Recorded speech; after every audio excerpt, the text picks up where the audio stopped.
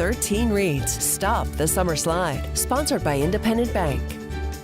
School ends this week for many West Michigan students, and experts say when children continue learning during the summer, they are healthier, safer, and more prepared for the new school year ahead. 13 on Your Side is teaming up with two local programs, Storytime in the Park and Read GR, to encourage continued summer learning. Our Catherine Barrett joins us now live from Garfield Park to tell us all about it. A big night, Catherine. A big night, night one of this summer-long reading program. You know, the program doesn't start till 6:30, but the folks are still already lining up and waiting to get checked in.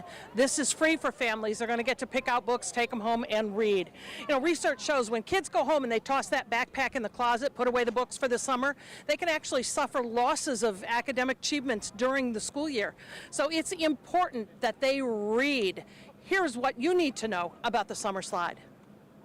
What research has found for years and years is that if children don't read over the summertime, if they don't engage in literacy, they lose those skills up to a full year. GVSU professor Barb Lubick says summer learning loss is cumulative. Researchers estimate that by the time a struggling reader reaches middle school, summer reading loss could put them 2 years behind. But the positive side of that is if they do read, if they read up to 6 books or if their parents read to them regularly, they maintain. If they read, if they're school age and they're reading, if they read more than 13 books, they could increase their literacy skills. Children who struggle with literacy are at risk for falling behind in other subjects as well. Reading is that foundational piece that if you struggle in reading, you're going to struggle in math because it's still reading. Reading directions or reading numbers. You're going to struggle in social studies science because you need to read to figure.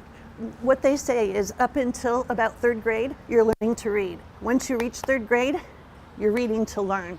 And if you haven't by 3rd grade gotten those strong literacy skills, you are going to struggle in those other content areas. Imagine the job of educators bringing students back up to par in the fall. It can take 4 to 6 weeks to re-teach lost learning.